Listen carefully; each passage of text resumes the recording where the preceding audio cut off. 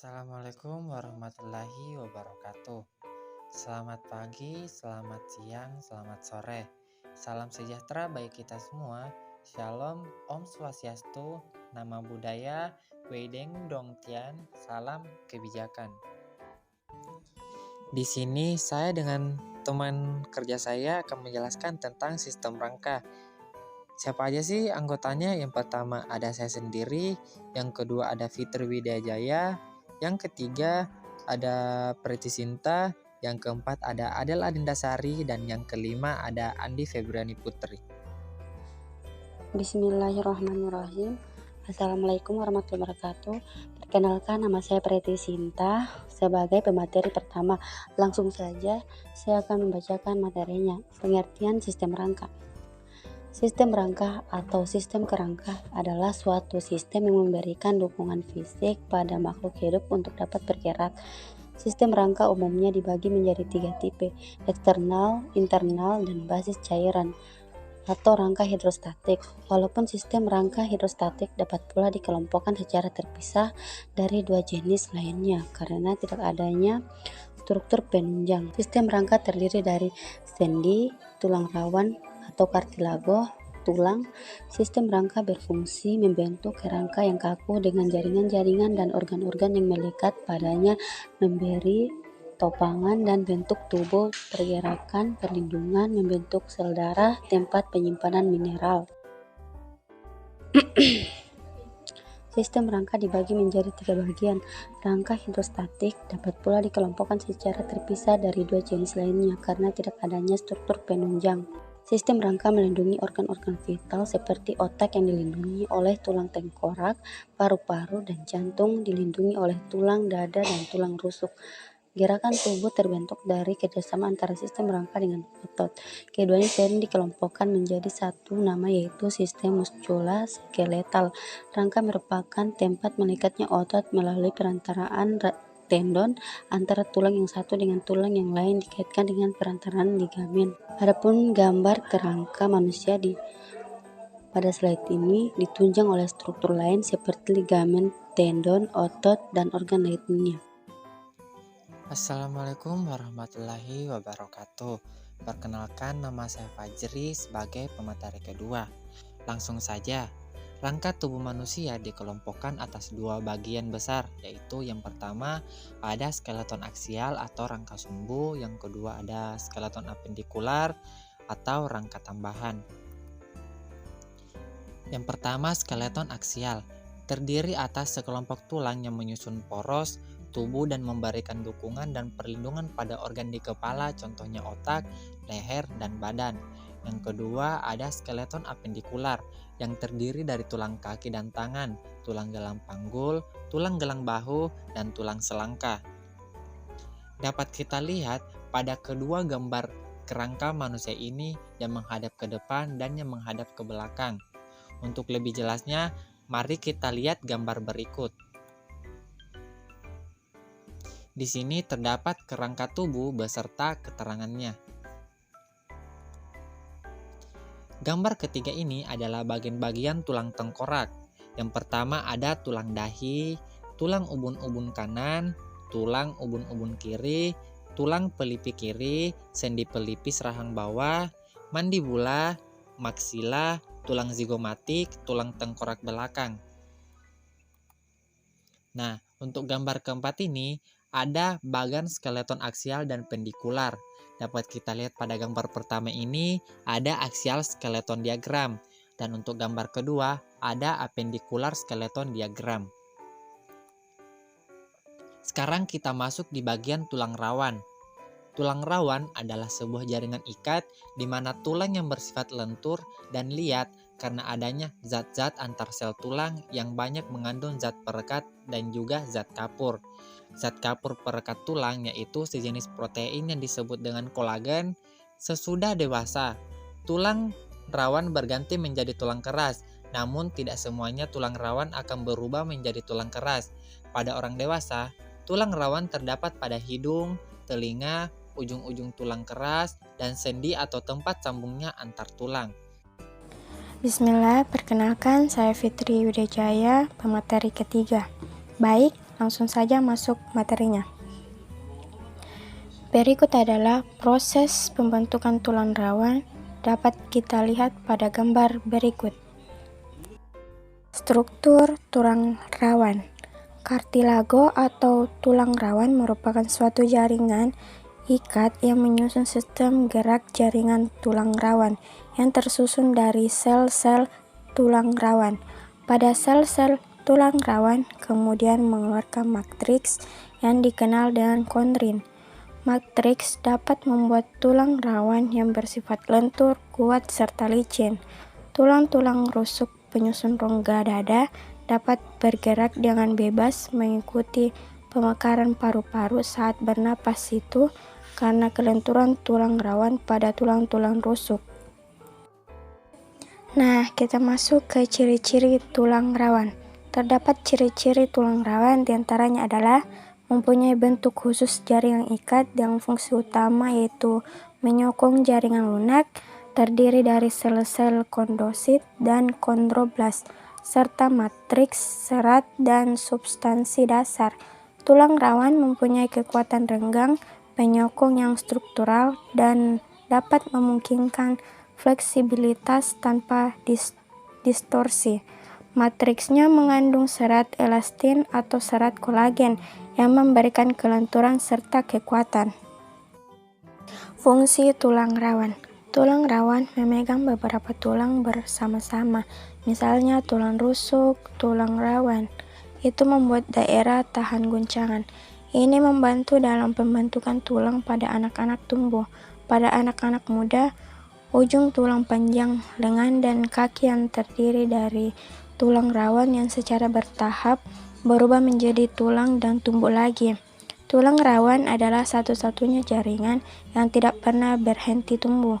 Anda harus menyadari bahwa beberapa orang yang sangat tua memiliki telinga yang lebih besar dan lebih besar hidung berakhir. Hal ini karena tulang rawan hadir di daerah tersebut. Ia bekerja seperti sebuah bantal di sendi. Mencegah gesekan tulang terhadap satu sama lain adalah salah satu fungsi tulang rawan utama. Misalnya, tulang rawan di lutut dan di siku bekerja seperti bantal dalam tulang dan membantu menghindari nyeri sendi.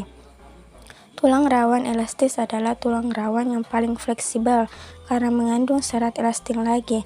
Keseimbangan sempurna struktur dan fleksibilitas yang disediakan oleh tulang rawan ini membantu menjaga struktur tubular terbuka. Hal ini hadir di telinga luar, laring, dan tabung eustachius. Misalnya, garis tulang rawan hialin tulang pada sendi membantu mereka untuk mengartikulasikan dengan lancar. Hal ini terdiri dari serat kolagen sebagian besar tipe 2. Spoilet tulang rawan hialin umumnya diganti dengan fibrokartilage yang sayangnya tidak dapat menanggung beban karena kekakuan. Raise ice compression dan elevasi mendorong pemulihan sistem yang cepat jika Anda telah robek tulang rawan di lutut.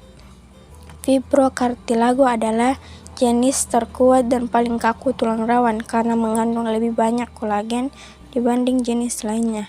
Kolagen dalam fibrokartilago lebih dari kolagen tipe 1 yang lebih tangguh daripada tipe 2. Fibrokartilago ditemukan dalam diskus intervertebralis.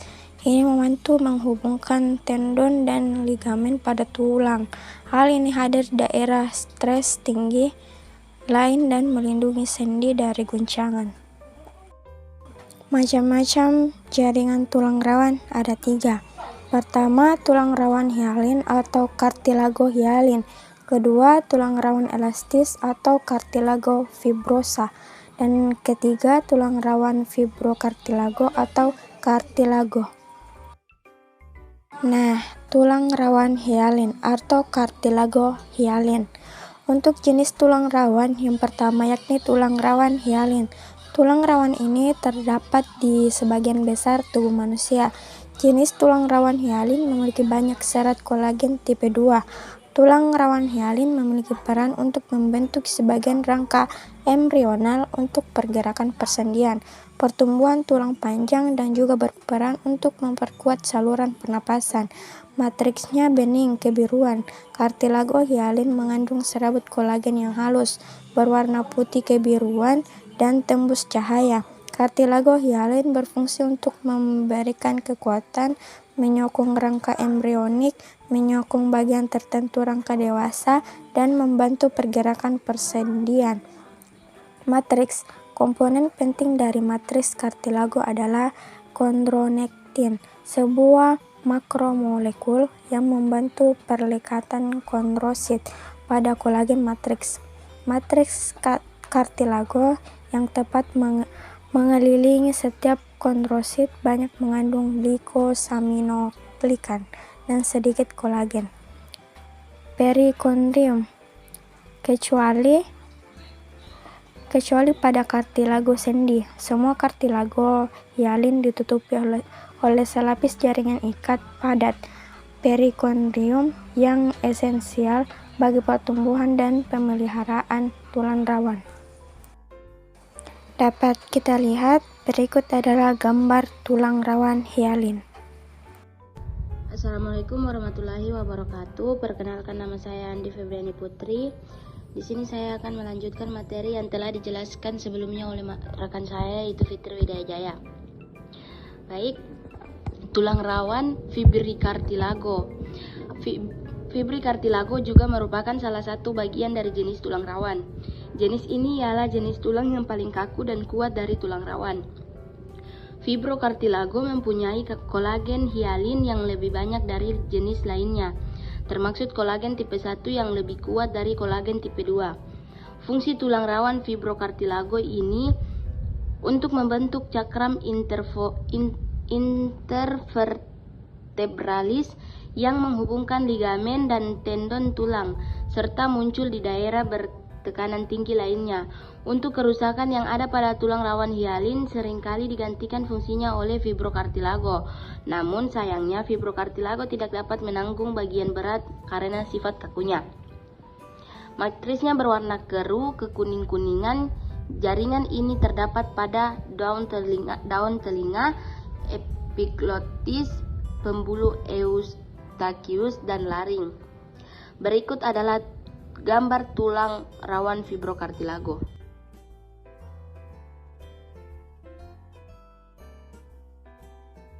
Selanjutnya, tulang keras atau oeston. Tulang keras ialah tulang yang bersifat kaku dan juga keras yang tersusun atas zat kapur dan juga fosfor. Tulang keras disebut juga dengan tulang sejati. Ialah sebagai alat gerak pasif, yang berarti alat gerak yang dapat bergerak apabila digerakkan oleh otot. Tulang keras tersebut dapat terbentuk tulang keras asal-usulnya ialah berasal dari tulang rawan atau kartilago yang mempunyai rongga yang pada nantinya akan diisi dengan sel-sel pembentuk tulang atau juga osteoblast. Osteoblast tersebut kemudian akan membentuk sel-sel tulang atau juga osteosit, yang mana satuan osteosit tersebut akan melingkari pembuluh darah. Setelah itu sistem saraf membentuk suatu sistem Havertz matriks yang mengandung suatu zat kapur dan juga fosfor sehingga tulang tersebut menjadi keras serta juga membentuk tulang keras atau oeston. Berikut adalah gambar tulang keras atau oeston beserta dengan nama-namanya seperti tulang keras, tulang spons, saluran Havertz, saluran Volkmann, periostom, jaringan tulang, dan lain-lain. Macam-macam tulang keras. Tulang keras tersebut dibedakan menjadi dua jenis atau dua macam dengan berdasarkan matriksnya tersebut, yakni tulang kompak dan juga tulang spons. Untuk lebih jelaskan dapat dilihat penjelasannya di bawah ini. Tulang kompak ialah tulang yang matriksnya tersebut tersusun rapat dan juga padat yang mengandung suatu zat kapur serta juga fosfor. Tulang kompak tersebut pada sel-sel tulangnya atau osteosit itu tersusun dan membentuk suatu sistem Havertz. Contohnya itu tulang lengan atas, tulang hasta, tulang pengupil, tulang telapak tangan, tulang ruas jari tangan, tulang selangka, tulang paha, tulang kering, tulang betis, tulang telapak kaki, dan tulang ruas jari kaki. Berikut adalah gambar dari tulang kompak. Dan jika diperbesar maka gambarnya seperti yang di bawahnya. Assalamualaikum warahmatullahi wabarakatuh. Saya Adela Adinasari akan melanjutkan materi sebelumnya yang dibawakan oleh rekan saya sebelumnya, yaitu Andi Febriani Putri, yang dimana materi sebelumnya adalah macam-macam tulang keras. Baiklah, yang kedua ada tulang spons.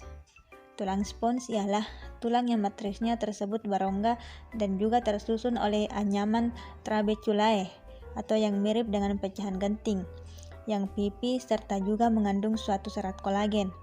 Rongga yang terdapat pada tulang spons tersebut diisi dengan jaringan sumsum tulang. Contoh: A. Tulang pipih, yaitu tulang-tulang penyusun tengkorak dan wajah, tulang dada, tulang rusuk, dan tulang belikat.